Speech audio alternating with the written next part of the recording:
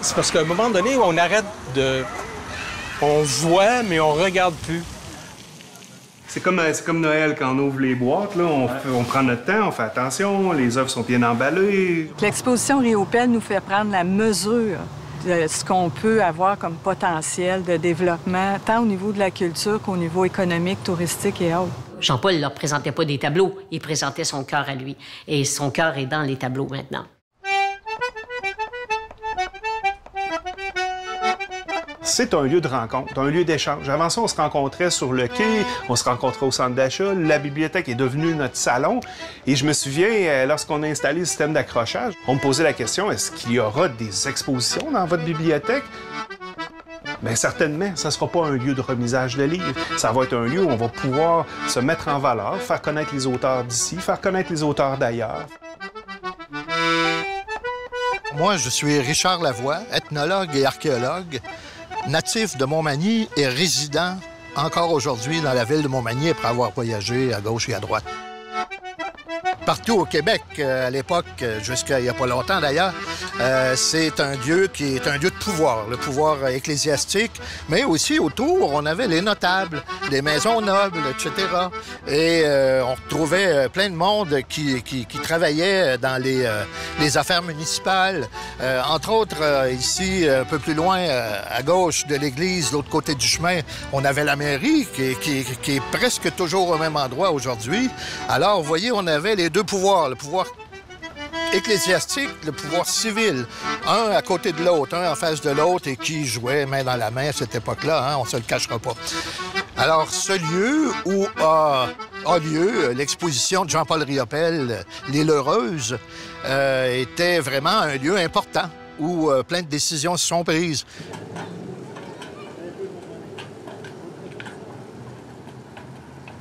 Sonia Godbout, présidente de la Corporation de la Bibliothèque municipale de Montmagny. Donc, ce qu'on veut, c'est intéresser les citoyens et citoyennes, peu importe d'où, à investir en philanthropie à la bibliothèque. On sait qu'en développement économique, le positionnement stratégique est très, très important. D'ailleurs, les entrepreneurs ont toujours été au rendez-vous, notamment pour l'éducation, pour le sport. Et là, la culture vient se déployer. Mon nom est Catherine Couillard. Je suis directrice générale au Carrefour mondial de l'accordéon et du Musée de l'accordéon ici à Montmagny. Je pense que c'est une super initiative. C'est une très belle initiative aussi que ce soit à la bibliothèque parce que la bibliothèque comme troisième lieu, c'est un endroit où les gens peuvent se réapproprier l'espace. Oui, on sait qu'il y a des livres qu'on peut en emprunter, mais la bibliothèque, c'est beaucoup plus que ça. Puis le fait que l'exposition soit là, accessible au public, c'est vraiment super. Je pense que ça fait une belle image de marque de Montmagny, mais qui vient s'ajouter à différentes autres choses. T'sais. Moi, c'est Jean Beaulieu, photographe professionnel. Je me suis installé ici à Montmagny dans le milieu des années 70. J'arrivais de Montréal où j'ai fait mes études. Et puis, en 84, j'ai parti mon propre commerce, là, studio photo, ici derrière sur la rue Saint-Jean-Baptiste. C'est qu'un des premiers mandats que j'ai eu, c'est faire de la photo aérienne au-dessus de la ville. Fait que là, j'ai pris l'avion, on a enlevé la porte, on a fait le circuit de photo aérienne. Une ville magnifique. Écoute, il y a 2 rivières qui traversent la ville de Montmagny. Ça tombe dans le bassin avec les chutes.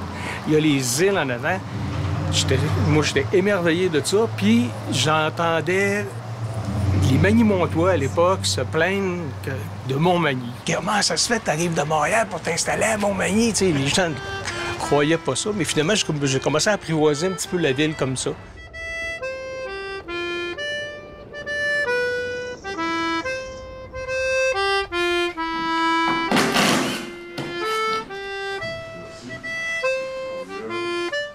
Veux pas, j'aime l'œuvre de Riopelle, j'aime tout ce qui est art visuel de façon générale. J'y ai été mêlé par la bande à cause de mon métier, et à cause de mes intérêts pendant une grande partie de ma vie. Fait que ça part de là.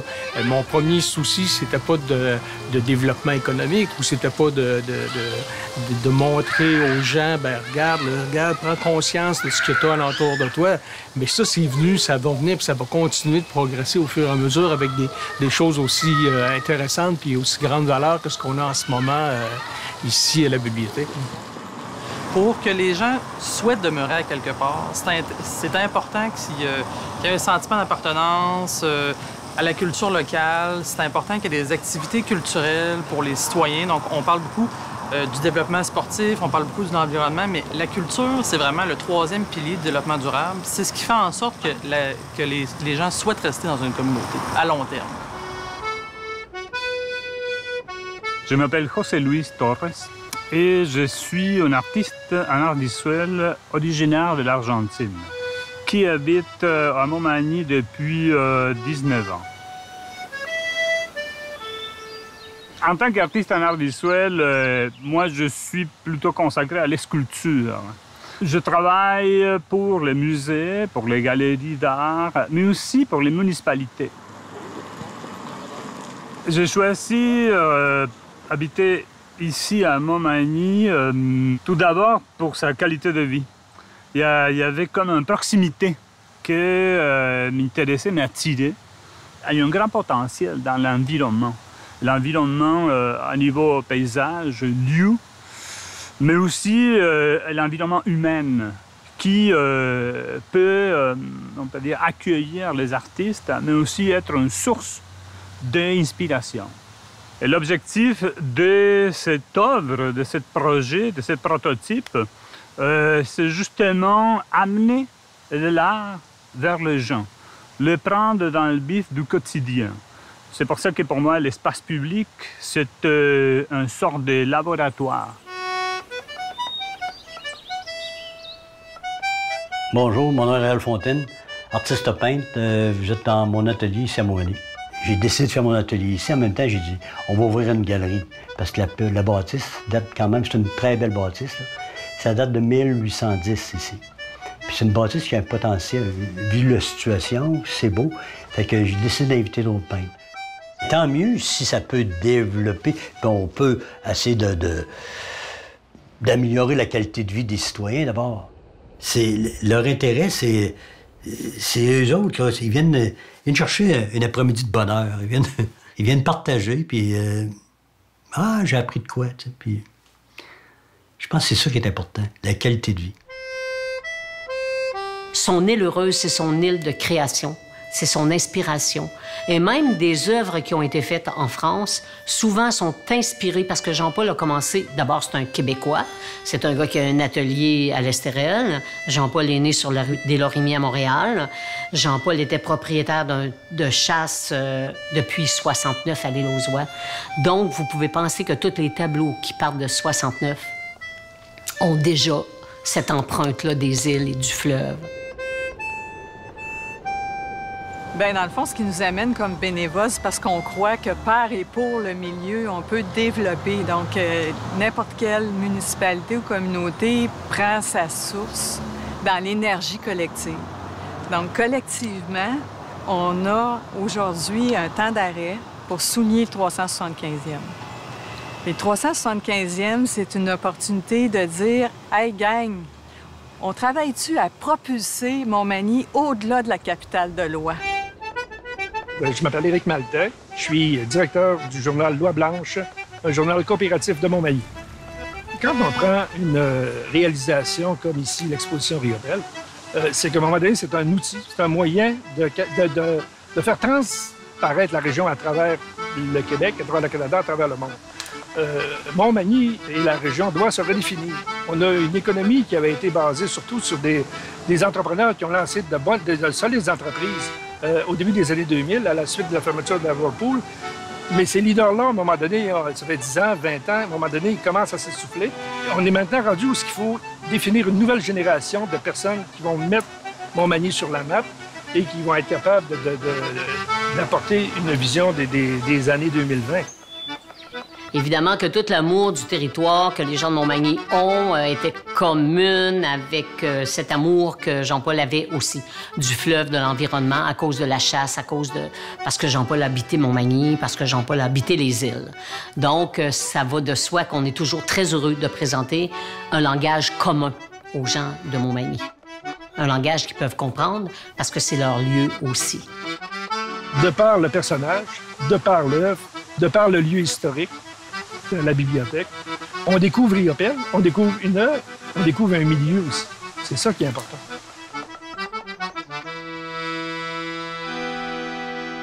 Bonjour, je suis Manon Gauthier, directrice générale de la Fondation Jean-Paul Riopelle. On se dirige tranquillement vers le centenaire de Jean-Paul Riopelle en 2023. Et une des choses que la Fondation Jean-Paul Riopelle veut accomplir, c'est ce rapprochement aussi avec les lieux qui ont été importants dans la vie, dans la carrière de Jean-Paul Riopelle. Quand on pense à la région de Montmagny, quand on pense à l'île aux Oies, à l'île aux Grues, c'est un retour à la source. C'est un retour aussi vers cet ancrage avec la communauté. Donc, d'entendre les histoires, les récits, les gens qui l'ont côtoyé, des anecdotes du quotidien. C'est un peu ce qu'on sent quand on arrive ici dans la région. Il faut définitivement être fier de nos couleurs et que l'ensemble des entreprises et des individus de la communauté se les approprient en soient fiers, puis contribuent. Oui, Riopelle, il y a un fromage qui porte son nom, mais il y a des gens qui ne connaissent pas Riopelle, donc notre travail est vraiment de confirmer son identité et en être fier. Et puis, c'est comme ça qu'on va continuer. La continuité de Jean-Paul est là-dedans et dans son œuvre.